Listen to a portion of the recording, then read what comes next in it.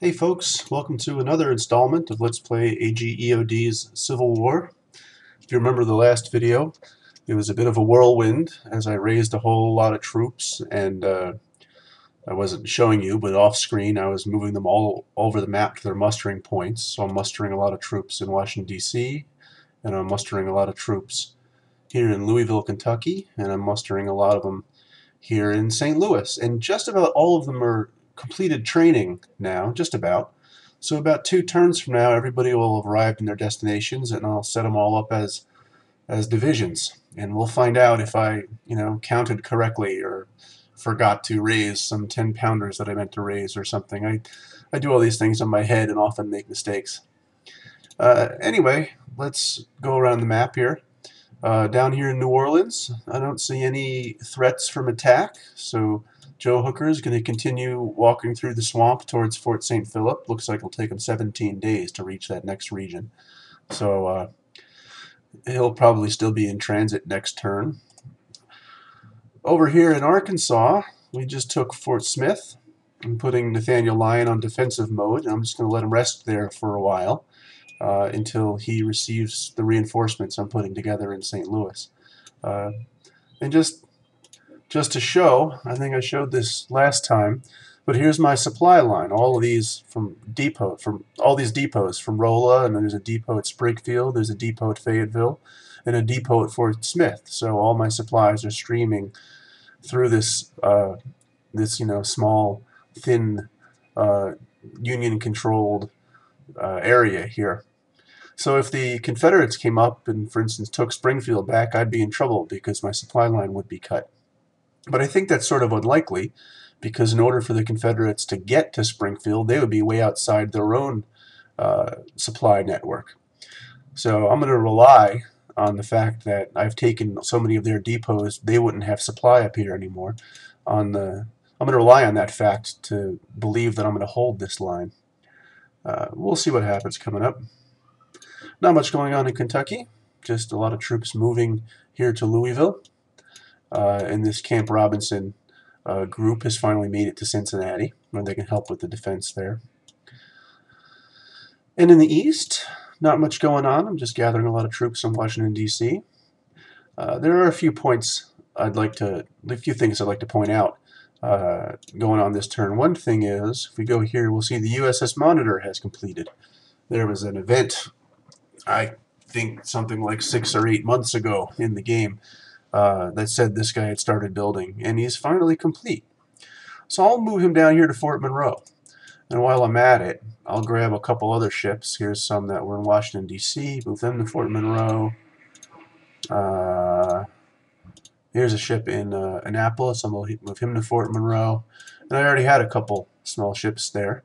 So we'll put all them into one stack and have them sit here in Hampton Roads to try to make sure the Confederacy doesn't try to slip any ships out into the Atlantic Ocean past Fort Monroe. I'll have a small fleet of ships there trying to prevent that.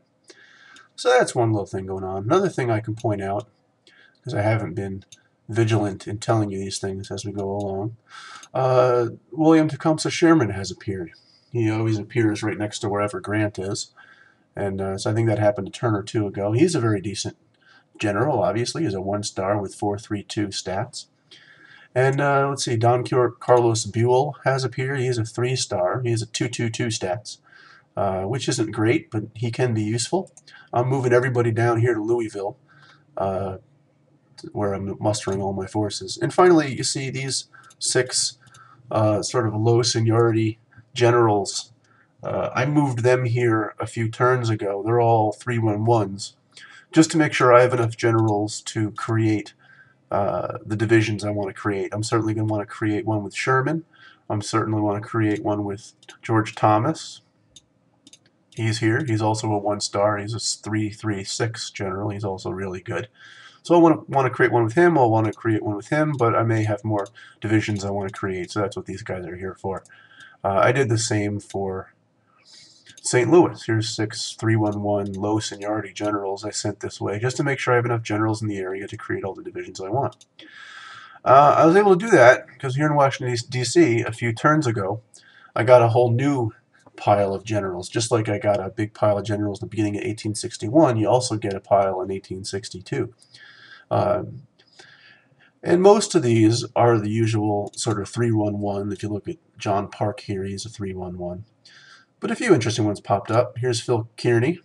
He's a 4-3-2, and he's got a special trait of cavalryman. He's really good at leading cavalry troops. So he was pretty effective in the war. That's reflected here. And my personal favorite, Benjamin Prentice, has appeared. He's a 3-1-2, so he's a little bit more of a defensive stat than your sort of generic general. But he's pretty cool. He was the guy that held the center for hours at the Battle of Shiloh, which sure helped Grant out a lot in organizing his defenses there. For all I know, we might have lost that battle if it wasn't for Prentice and his men who fought so well there. So I think he's pretty cool. So he appeared, and we can make use of him shortly. And I think that's about it. I've already gone through this turn and gone through all the units that have finished training and moved them to the mustering points. So let me pause this, and I think I'm about to run this inner turn. And I'll see you in a second in our next turn. Hi guys, alright, welcome back to the next turn. Looks like Joe Hooker's still working his way through the swamp to the next area.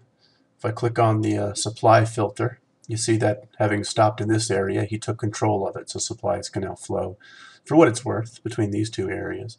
But the idea is hopefully to take control of this area, and then this fort, and then this fort, and then all these areas. So we'll have really cleared the supply lines from New Orleans by taking this whole peninsula. So that's the goal. He's still working his way to the next area, so we'll let him do that. Doesn't seem to be any threats going on around here. Over here in Arkansas, Lyon is digging in at Fort Smith, and Van Dorn has popped up again. Looks like he's gained himself a few more units. Doesn't look like it's enough to threaten Lyon at all, although he might move off towards Fayetteville, where I have a small horse, well, 5 units, not that small, but a series of horse units, and plus a brigade of infantry inside the town to defend it there. So I don't know, if he heads off in that direction towards Fayetteville, I won't have much of a choice but to pull Lyon out of Fort Smith to try to dislodge him from attacking, from taking Fayetteville. We'll see what happens. For now, I'm going to leave Lyon there, and I'll leave Sumner here with his cavalry. Units are still gathering here in St. Louis, and they're still gathering here in Louisville. And a few of them are still trickling in to Washington, D.C. So I'm going to wait one more turn before I go ahead and turn all these units. You can see how many of them there are in this one stack under McClellan. I'm going to turn all these units into divisions. And next turn will be pretty exciting because I'll introduce you to armies and corps and how to organize large groups of units like we're about to do in a efficient way. For now, I think I'm going to have to end this video. I have other engagements to take care of tonight. I'm hoping that maybe tomorrow I'll have time to make the next video and go over armies and corps. Alright, so you guys take care. I'll see you soon.